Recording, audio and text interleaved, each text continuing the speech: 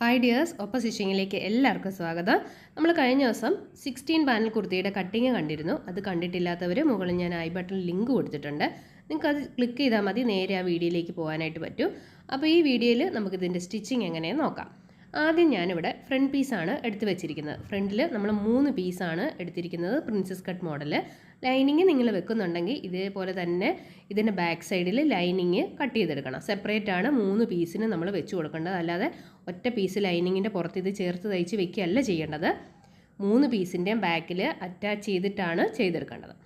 അപ്പോൾ ഇതുപോലെ ഞാൻ പറഞ്ഞു, ഇടതുവശവും വലതുവശവും ഇതേപോലെ രീതിയിൽ വേണം കട്ട് ചെയ്തെടുക്കാൻ. ഒരേപോലെ ആയി പോകരുത് കേട്ടോ. ഇതിപ്പോൾ അകവും പുറവും ഉള്ളത് കൊണ്ടാണ്. രണ്ടും ഒരേപോലുള്ള ഡിസൈൻ തുണിയാണെങ്കിൽ നമ്മൾ ശ്രദ്ധിക്കേണ്ട കാര്യമില്ല. ഇനി ഇതിലേക്ക് നമുക്ക് ചേർത്ത് വെക്കാം. അപ്പോൾ തുമ്പ് ഒരല്പം പുറത്തേക്ക് ഇങ്ങനെ ഇട്ടിട്ട് നമുക്ക് 1/2 ഇഞ്ച് വീതിയിൽ ചേർത്ത് തയ്ക്കാം. തുമ്പ് ഇട്ടില്ലെങ്കിൽ നമ്മൾ തയ്ച്ച് കഴിയുമ്പോഴത്തേക്ക് ഇറങ്ങി നിൽക്കുന്ന പോലെ വരും. അപ്പോൾ അതുകൊണ്ടാണ് ഞാൻ പറഞ്ഞത് ചേർത്ത് തയ്ക്കാൻ. അപ്പോൾ ഇതേപോലെ ചേർത്ത് തയ്ക്കാം. ചെറിയൊരു വേരിയേഷൻ വരും, അത് ഞാൻ കട്ട് ചെയ്ത് കറക്റ്റ് ചെയ്തിട്ടുണ്ട്. അടുത്ത പീസും ഇതേപോലെ തന്നെ നമ്മൾ വെക്കണം. അപ്പോൾ ഈ ചെറിയ പീസ് ഇതിൻ്റെ പുറത്ത് വെച്ച് ഇങ്ങനെ തന്നെ വേണം തയ്ക്കാനായിട്ട്, ഏറ്റക്കുറച്ചിൽ വരാതിരിക്കാൻ വേണ്ടിയിട്ടാണ്. അഥവാ ഏറ്റക്കുറച്ചിൽ വന്നാലും സൈഡിലെ പീസിൽ അങ്ങനെ വരത്തുള്ളൂ നമ്മൾ ഇങ്ങനെ വെച്ച് തയ്ക്കുമ്പോൾ.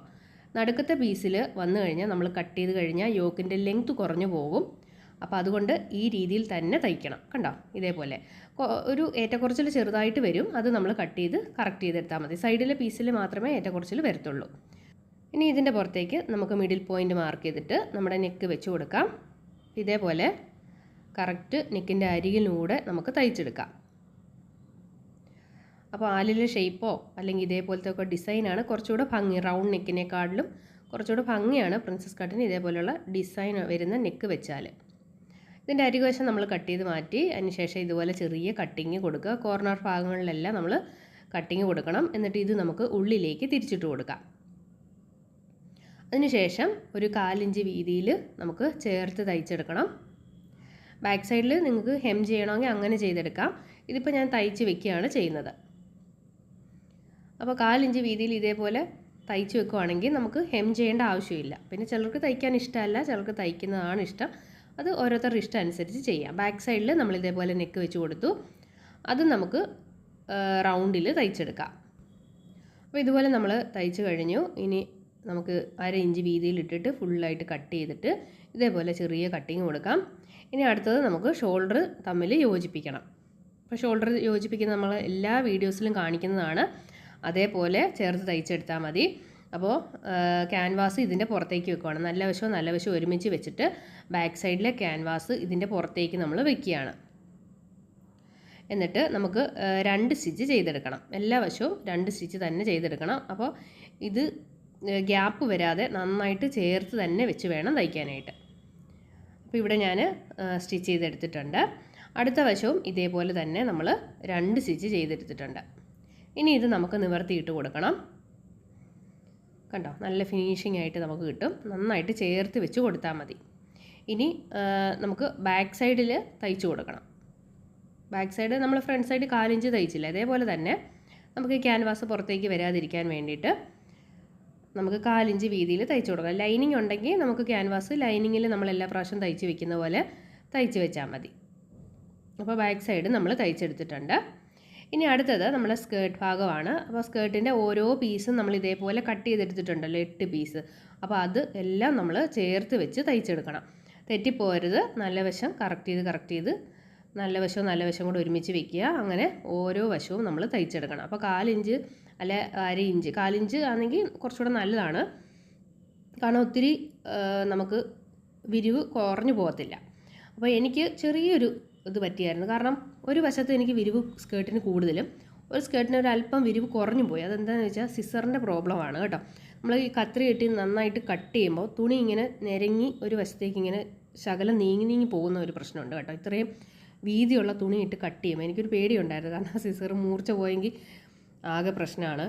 എപ്പോഴും എനിക്ക് മൂർച്ച പോകുന്ന ഒരു പ്രശ്നമുണ്ട്. ഞാൻ എപ്പോഴും കൊണ്ടുപോയി അത് മൂർച്ച വെപ്പിക്കുകയാണ് ചെയ്യുന്നത്. അപ്പോൾ അങ്ങനെ വന്നു കഴിഞ്ഞാൽ നമ്മുടെ ഇത് അകന്നു പോകും കത്രിക, ഇത്രയും കട്ടിയുള്ള ഇതിട്ട് കട്ട് ചെയ്യുമ്പോൾ. അപ്പോൾ അങ്ങനെ കട്ട് ചെയ്യുമ്പോൾ വളരെ സൂക്ഷിച്ച് വേണം ചെയ്യാനായിട്ട്. തുണി നന്നായിട്ടൊന്ന് പിടിച്ച് ചെയ്യുകയാണെങ്കിൽ അത്രയും നല്ലത്. എനിക്ക് ഇത് ഇത്തിരി വിരിവ് കുറവായിട്ടാണ് വന്നത് ഈ ഒരു പീസ്. അപ്പോൾ അത് എനിക്ക് തോന്നിയത് ഇതിങ്ങനെ ചരിഞ്ഞു പോയത് കൊണ്ടാണ് നമ്മൾ കത്രിയിട്ട് കട്ട് ചെയ്യുമ്പോൾ തുണി ഇങ്ങനെ നിരങ്ങി മാറുന്നതാണ് നമ്മൾ കട്ട് ചെയ്യുന്നതനുസരിച്ച്. അപ്പോൾ കുറേശ്ശെ പിടിച്ച് നിങ്ങൾ പിൻ കുത്തിയിട്ട് കട്ട് ചെയ്തെടുക്കുക കേട്ടോ. അപ്പോൾ ഇതേപോലെ നമ്മൾ ആ പീസുകളെല്ലാം ചെറിയ 2 പീസ് നമുക്ക് കിട്ടിയിട്ടുണ്ടായിരുന്നല്ലോ, അത് നമ്മൾ സൈഡിൽ ഇതേപോലെ 2 വശത്തും തയ്ച്ച് പിടിപ്പിച്ചു.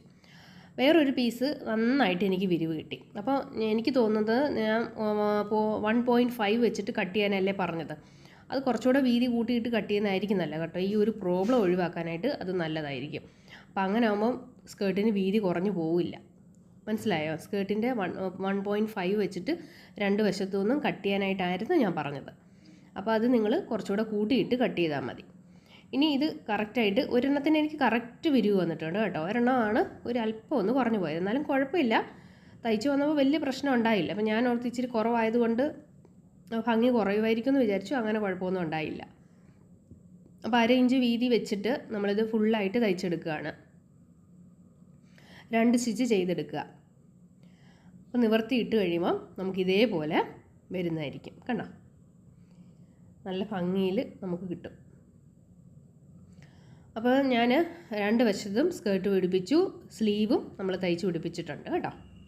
ഇനി നമുക്ക് ഷേപ്പ് ചെയ്തെടുത്താൽ മതി. ഞാൻ 6 ഇഞ്ച് സ്ലീവിൻ്റെ മാർക്ക് ചെയ്തിട്ട് ഇവിടുന്ന് 6 ഇഞ്ച് മാർക്ക് ചെയ്തിട്ട് അവിടുത്തെ വണ്ണം 6.5 എടുത്ത് കൊടുത്തു, ഇവിടെ 5.5 എടുത്ത് കൊടുത്തിട്ടുണ്ട്. പിന്നെ ഷേപ്പിൻ്റെ അവിടെ നമ്മൾ ആ യോക്കിൻ്റെ ഭാഗം നടുക്ക് മാർക്ക് ചെയ്തിട്ട് ഈ പ്രിൻസസ് കട്ടിൻ്റെ കറക്റ്റ് നടുക്ക് എടുക്കണം കേട്ടോ. എന്നിട്ട് 2 വശത്തേക്കും നമ്മുടെ ഷേപ്പിൻ്റെ വണ്ണം 8.5 9 എത്രയാണോ അത് മാർക്ക് ചെയ്ത് കൊടുക്കുക. നേരെ ആ സ്ലീവിൻ്റെ അവിടെ നിന്നും താഴേക്ക് യോജിപ്പിച്ചെടുത്താൽ മാത്രം മതി. നമ്മൾ സാധാരണ വണ്ണം എടുക്കുന്ന പോലെ തന്നെ. എന്നിട്ട് വേസ്റ്റിൻ്റെ ഭാഗം വരുമ്പോൾ ഞാൻ കാണിച്ചു തരാം. നന്നായിട്ട് വിരിവ് എത്രയും കിട്ടുന്നുണ്ടോ ആ വിരിവിന് ഫുള്ളായിട്ട് നമുക്ക് തയ്ച്ചെടുക്കുക. ഞാൻ പറഞ്ഞില്ല, ഒരു തുണി ഇത്തിരി വീതി കുറവാണ് എനിക്ക് കിട്ടിയത്. അപ്പോൾ അതുകൊണ്ട് അത് ഞാൻ നോക്കിയാണ് തയ്ക്കുന്നത് കേട്ടോ. അത് എനിക്ക് ആ കട്ട് ചെയ്തതിനുണ്ടായ മിസ്റ്റേക്കാണ്. അപ്പോൾ കട്ട് ചെയ്യുമ്പോൾ നിങ്ങൾ വളരെ ശ്രദ്ധിച്ച് ചെയ്യണം.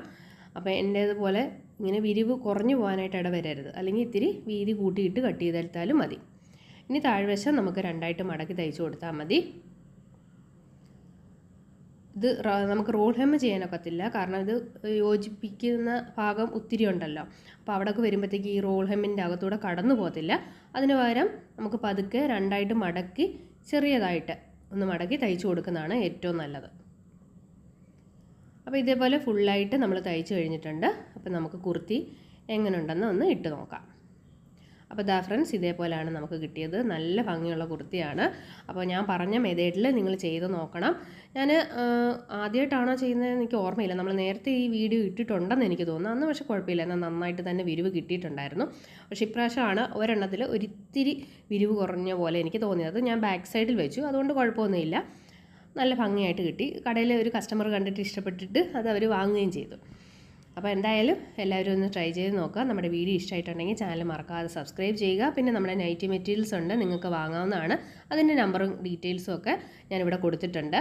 പിന്നെ എത്ര പീസാണോ ആ പീസിൻ്റെ പോസ്റ്റൽ ചാർജ് വരുന്നതായിരിക്കും. വെയിറ്റ് അനുസരിച്ചിട്ടാണ് പോസ്റ്റൽ ചാർജ് വരുന്നത്. അപ്പോൾ നിങ്ങൾ എന്തെങ്കിലും ഡൗട്ട്സ് ഉണ്ടെങ്കിൽ ചോദിച്ചാൽ മതി, ഞാൻ റിപ്ലൈ ചെയ്യുന്നതായിരിക്കും. അപ്പോൾ താങ്ക് യു ഫ്രണ്ട്സ്. അടുത്ത വീഡിയോയിൽ വീണ്ടും കാണാം.